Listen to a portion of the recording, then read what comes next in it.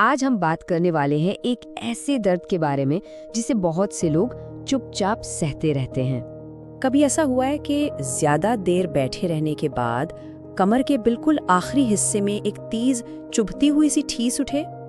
अच्छा, अगर जवाब हाँ में है ना, तो हो सकता है कि ये कॉक्सिडेनिया हो। चले जरा समझते हैं कि ये आखिर है क्या चीज। तो सवाल ये है कि आखिर ये चुभता हुआ दर्द है क्या? देखें, होता यह है कि हमारी रीढ़ की हड्डी जहाँ खत्म होती है ना, बिल्कुल आखिर में वहाँ एक छोटी सी हड्डी होती है। इसी को कॉक्सिक्स या आम जबान में टेल बोन कहते हैं। अब जब इस छोटी सी हड्डी में किसी भी वजह से सूजन आ जाए या दर्द होने लगे, तो बस इसी कंडीशन को मेडिकल की जुबान में कॉक्सिडाइनिया कहते हैं। अच्छा, तो सवाल ये उठता है कि ये दर्द शुरू ही क्यों होता है? चलें इसकी कुछ आम वजूहात पर नजर डालते हैं। सबसे पहली और सबसे बड़ी वजह है बहुत लंबे वक्त तक बैठे रहना, खास तौर पर किसी सख्त जगह पर। सोचें, जैसे दफ्तर में घंटों कुर्सी पर काम करते रहना, इससे टेल बोन पर लगातार प्रेशर पड़ता रहता है। दूसरी एक और बहुत आम वजह है कोई चोट लग जाना।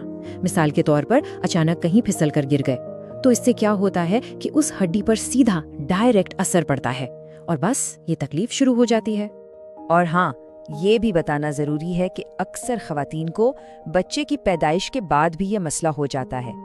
ऐसा इसलिए है क्योंकि इस पूरे प्रोसेस में पेल्विक एरिया पर काफी ज्यादा दबाव पड़ता है। तो फिर सबसे जरूरी सवाल ये है कि भाई इससे छुटकारा कैसे मिले? चलें कुछ फौरी और आसान हल देखते हैं। इसका सबसे पहला और शायद सबसे आसान हल है अपने बैठने के अंदाज को थोड़ा बदलना। उसके लिए ना डोंट प्लो या फिर वी शेप्ड कुशन का इस्तेमाल बहुत ही ज़बरदस्त है। इनका फ़ायदा ये होता है कि जब इन पर बैठते हैं तो टेल बोन पर सीधा प्रेशर नहीं पड़ता और दर्द में फ़ौरन कमी महसूस होती है। यहाँ एक और छोटी सी टिप है, जब भी कुर्सी या टॉयलेट पर बैठें तो कोशिश करें कि हल्का सा, बस थोड़ा सा आगे की तरफ झुककर बैठें। ऐसा करने से टेल बोन पर वजन कम पड़ता है और दर्द में काफ़ी राहत मिलती है। अच्छा, अब जरा कुछ घरेलू टोटकों और वर्जिश की भी बात कर लेते हैं जो इसमें बहुत मदद कर सकते हैं। देखें, अगर ये दर्द अभी नया नया शुरू हुआ है ना, तो एक कपड़े में बर्फ लपेटकर 15 मिनट तक उस जगह पर लगाएं। लेकिन अगर ये तकलीफ पुरानी हो चुकी है तो फिर गर्म पानी की बोतल से टकोर करें। दोनों ही सूरतों में सूजन कम होने में मदद मिलेगी। इसके अलावा पट्ठों को आराम देने के लिए योगा की एक बहुत ही आसान वर्जिश है कैट काउ स्ट्रेच।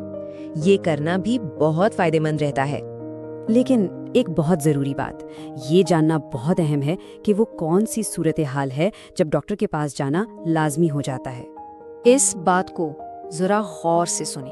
अगर दर्द के साथ साथ बुखार भी हो रहा है या इस जगह से खून आ रहा है या फिर टांगें सुन हो रही हैं, तो ये सब खतरे की निशानियां हैं। ऐसी हालत में इन घरेलू टोटकों पर भरोसा बिल्कुल ना करें और फौरन डॉक्टर से राब्ता करें। ये बात जहन में रखें कि ये सारे तरीके मामूली दर्द के लिए तो ठीक हैं, लेकिन अगर अलामात संगीन हैं तो फिर किसी माहिर से मशवरा करना ही सबसे पहला और ज़रूरी कदम है। वरना आम हालात में तो ये छोटी छोटी तब्दीलियां ही जिंदगी को दोबारा आरामदेह और पुरसुकून बनाने के लिए काफ़ी हैं। तो ये सब जानने के बाद एक पुरसुकून जिंदगी की तरफ पहला कदम क्या होना चाहिए?